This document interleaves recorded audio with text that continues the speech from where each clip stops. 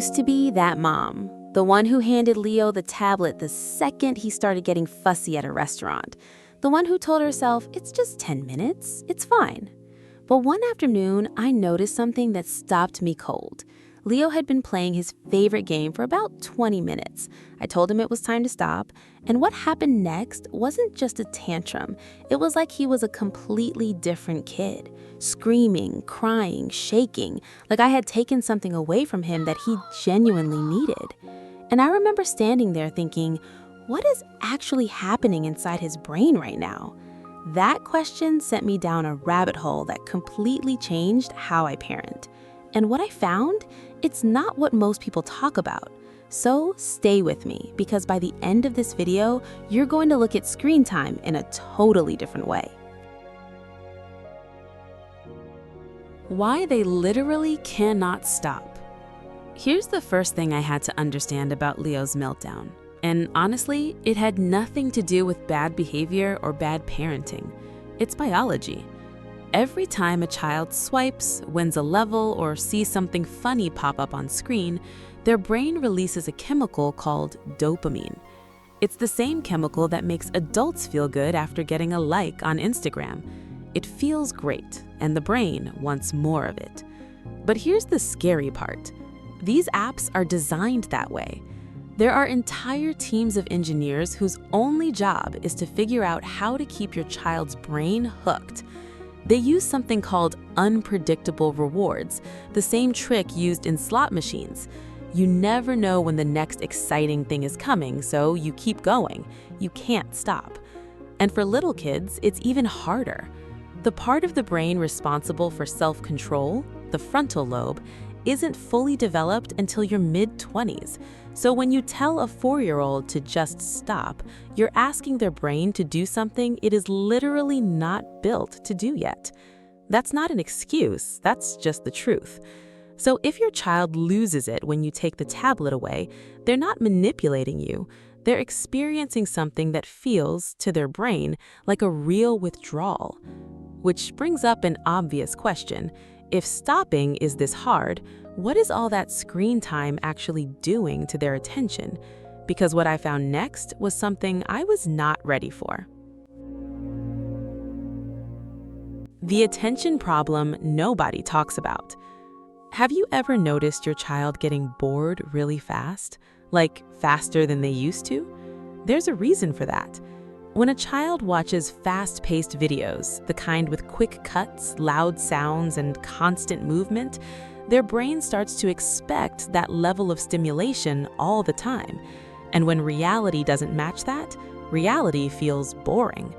Scientists actually tested this with young mice exposed to fast-paced media. The mice became hyperactive, impulsive, and started struggling to learn.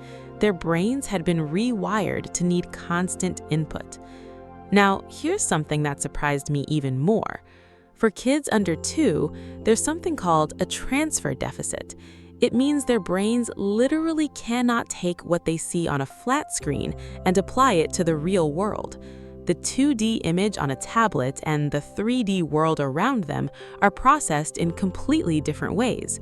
So that educational video you're playing for your 1-year-old, their brain is struggling to make sense of it unless you are there, talking them through it, connecting the dots, which actually leads to something most parents never think about. What happens when we fill every single quiet moment with a screen? You're stealing something they need. Okay.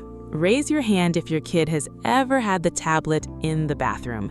No judgment, I've done it. But here's the thing, those quiet, boring moments, they're not wasted time. They are working time for the brain. When a child is bored, their brain shifts into a different mode. It processes the day, it makes new connections, it imagines. That's where creativity comes from. That's where curiosity is born. When we fill every second of silence with a screen, we're not helping them. We're actually taking something away from them, the chance to discover their inner world. And there's another thing we're taking without realizing it. The sleep thief you can't see. Why does your child seem more energized right before bed, even after you've already taken the tablet away? The screen is off, but the damage is already done. The blue light from tablets and phones tells the brain to stop producing melatonin, the hormone that makes us feel sleepy. So even after the device is gone, their brain is still running like it's the middle of the day. Experts call it social jet lag. The body is tired, but the brain doesn't know it yet. And when kids don't sleep well, everything suffers the next day. Their mood, their language, their ability to focus. The meltdowns you see in the morning, they often start the night before with the tablet. Now, I know what you might be thinking. So do I just throw every screen in the house away? Actually, no. And this is where it gets really interesting. Not all screens are the enemy. Here's the truth that changed everything for me. The problem isn't the screen. The problem is how it's being used. There are apps out there like Endless Alphabet, where letters turn into little monsters that teach spelling, or the PBS Kids games that are designed without timers, without leaderboards, and without tricks to keep your child hooked. They're made to teach, not addict. But even those apps, they work so much better when you're in the room, when you're asking questions, when you're laughing with your kid about what's on the screen. Because when you're there, you become the bridge. Your child's brain isn't just processing pixels, it's connecting the screen to real life, to language, to you. That one shift from passive screen time to shared screen time changes everything about how it takes it in. And here's the news that gave me the most relief when I was deep in mom guilt mode. The brain is incredibly good at bouncing back. Children's brains are flexible in a way that adult brains simply aren't. If you start setting limits today, more free play, more boredom, less passive scrolling, the effects are largely reversible. Kids come back.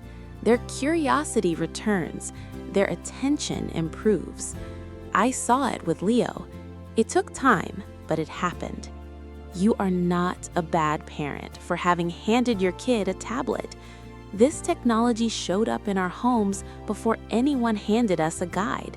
We're all figuring it out together. But now you know more than you did 10 minutes ago, and that matters. If this helped you, share it with another parent who needs to hear it. Because right now, millions of families are dealing with this, and they don't even know where to start.